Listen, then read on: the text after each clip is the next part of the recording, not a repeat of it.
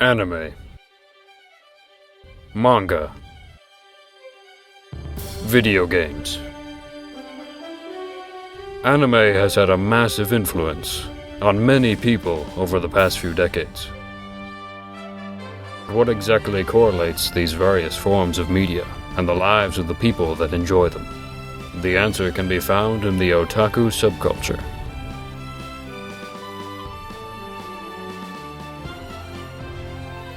Join us to find out just what an otaku is. Otaku? Otaku? Otaku. What does this word mean?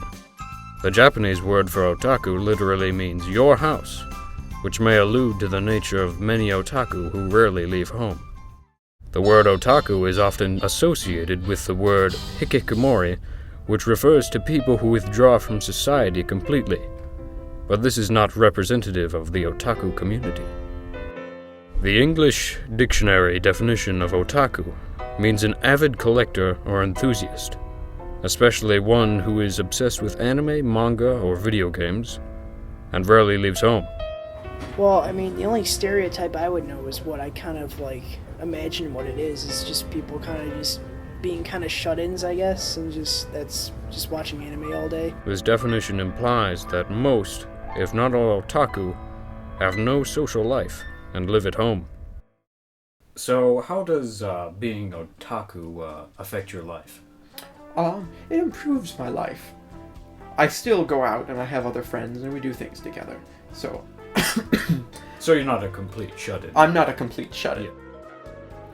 However, I do like to, on a daily basis, push other people away and watch anime and whatnot. And there are some weeks when I just don't want to go out and I like to cuddle up in my blanket and watch anime all day. Those are good days. While this may be true of some, the otaku culture is widely varied in terms of its personalities and fans. How would you describe the otaku community? Oh, it's quite varied. You have your cosplayer types, and then you have people who just like to make cosplay but don't really like to wear it. You've got people who like to just collect stuff, and they might frequent events but they don't want to really be seen going all out. And then you've got people who are more shut in and prefer not to go out or collect but just watch. And then you've got the stereotype, which is the otaku killer. But that's very rare. Unfortunately, otaku culture was stained by an incident in Japan that still provides a negative interpretation of these people. In 1989, an enormous amount of anime and manga was found in the home of Tsutomu Miyazaki.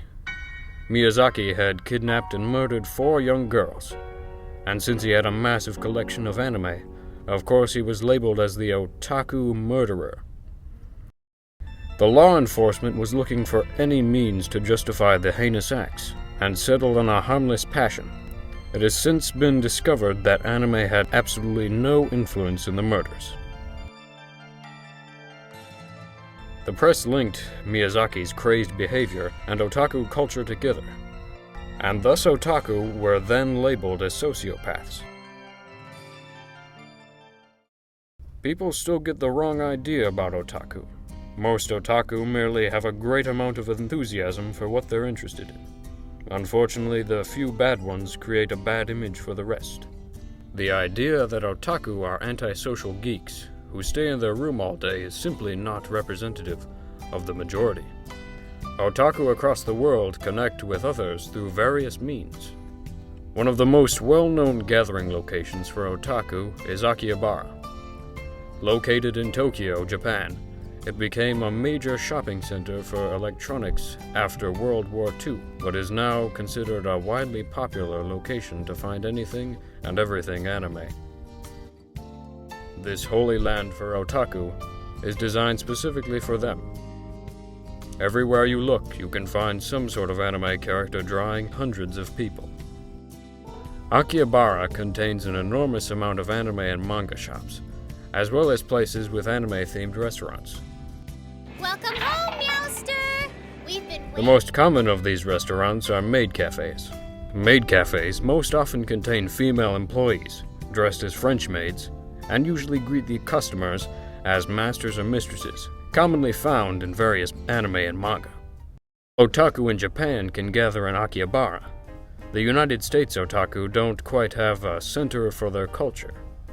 Rather, otaku in the US gather at anime conventions that are held in various states. Here, American otaku can cosplay, purchase anime-related material. Also, otaku can meet various people, such as voice actors or occasionally animators. You're probably asking yourself right now, so why do these otaku enjoy anime so much? Well, the most defining thing about otaku is their passion for anime. So in order to understand otaku better, you must understand what anime is. Anime is simply an abbreviated pronunciation of animation. Anime refers to Japanese animation, aka Japanimation. Japanese anime differs greatly from Western animation, as anime has diverse art styles while Western animation tends to stick to a few similar styles. With Western animation, we're obviously a lot more centered on, we're either serious or we're, like a funny cartoon. So like we're either like, so it doesn't have that transition. yeah, like it obviously our styles are a lot different. Like anime's a lot more angular, I guess, and like the lines are really sharp. Or like Western is like either like kind of like pretty detailed or it's just really cartoony. Modern anime has been around for over 40 years, and in that time many subcultures have arisen from its original fan base. The people who consume this media at such a ravenous rate are no different from the hundreds of other hobbyists who show great passion in things such as sports, bird watching, or even collecting seashells. The otaku community is slowly being seen in a positive light. The number of people who self-identify as otaku are increasing. Anime is becoming more popular than ever in Western countries, and otaku are becoming more mainstream as the years pass. Hobbies are a great thing, so who are we to judge what someone does with their free time? As long as you don't take it to the level of obsession where it has the capability to adversely affect your health, there's nothing wrong with enjoying and immersing yourself in what you are interested in. Being an otaku can be a positive or negative thing, depending on who you ask. Perhaps one day the definition of otaku will be redefined for what it truly means: a passionate, knowledgeable fan of anime, manga, and video games.